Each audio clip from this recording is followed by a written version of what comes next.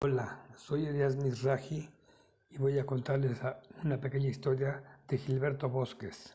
Gilberto Bosques Aldívar, conocido como el Schindler mexicano, nació en Chautla de Tapia, Puebla, el 20 de julio de 1892 y falleció en la Ciudad de México el 4 de julio de 1995. Fue profesor, periodista, político y diplomático mexicano. Su labor en la Francia ocupada por la Alemania nazi, donde con su actividad salvó a más de 30.000 refugiados. Fue diputado federal en 2 ocasiones, la 30ª legislatura del Congreso de 1924 a 1928 y de la 36ª legislatura como presidente del Consejo de la Unión. Respondió al primer informe del gobierno del presidente Lázaro Cárdenas.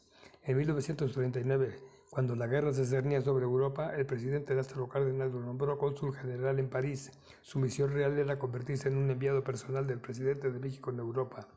Bosques salió de París cuando la ciudad estaba a punto de ser tomada por los alemanes. Con amplias instrucciones para establecer el consulado donde le conviniera, viajó primero al sur y después a la costa norte.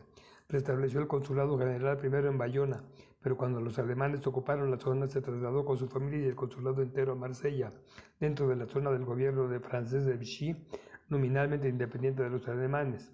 Su primera ocupación fue defender a los mexicanos residentes en la Francia no ocupada, pero pronto protegió también a otros grupos.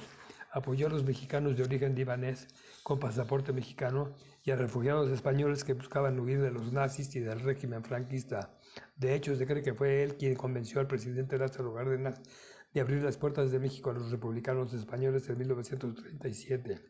Era tan grande la afluencia de refugiados que buscaban una visa mexicana que Bosques alquiló 2 castillos, el de Reinarde y el de Montgrán, para convertirlos en el centro de asilo mientras arreglaba su salida hacia México.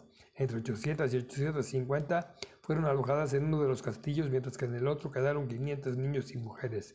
Poco a poco fueron saliendo los exiliados, a los cuales el gobierno mexicano les ofreció la nacionalidad mexicana de inmediato en caso de que quisieran adoptarla. Desde Marsella, el diplomático mexicano tuvo que hacer frente al hostigamiento de las autoridades francesas o alemanas, al espionaje de la Gestapo, del gobierno de Franco y de la represión diplomática japonesa, que tenía sus oficinas en el mismo edificio de la delegación mexicana. El cónsul no quedó satisfecho, sin embargo, amplió su apoyo a los refugiados antinazis y antifascistas. Al concederles visas mexicanas, las autoridades francesas los dejaban salir del país porque consideraban que ya no sería un problema político para ellas. Más complicado fue el caso de los judíos. El consulado ocultó y les dio visas a numerosos judíos, pero era mucho más difícil sacarlos de Francia dada la persecución por las fuerzas de la CSS de la Alemania nazi. Finalmente, México rompió relaciones diplomáticas con el gobierno de Vichy. Gilberto Bosques presentó la nota de ruptura. Poco después el consulado fue tomado por tropas de la Gestapo que confinaron el dinero que la oficina mantenía para su operación. Bosques, su familia y su esposa María Luisa Manjarres y 3 hijos, Laura María, María Teresa y Gilberto Froilán, entonces de 17, 16 y 14 años respectivamente, y el personal del consulado, 43 personas en total, fueron trasladados a la comunidad de Amélie-les-Bains. Después, violando las normas diplomáticas, se les llevó a Alemania, al pueblo de Bad Godesberg.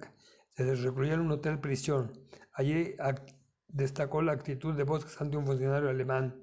Le manifesté que todo el personal mexicano se sometería al reglamento que acababa de leernos, porque México estaba en guerra con Alemania, y por ello éramos prisioneros de guerra, que podía estar seguros de que no pediríamos ninguna excepción, ninguna gracia sobre esas disposiciones, pero tampoco aceptaríamos ningún trato vejatorio como acostumbraban ellos con los prisioneros.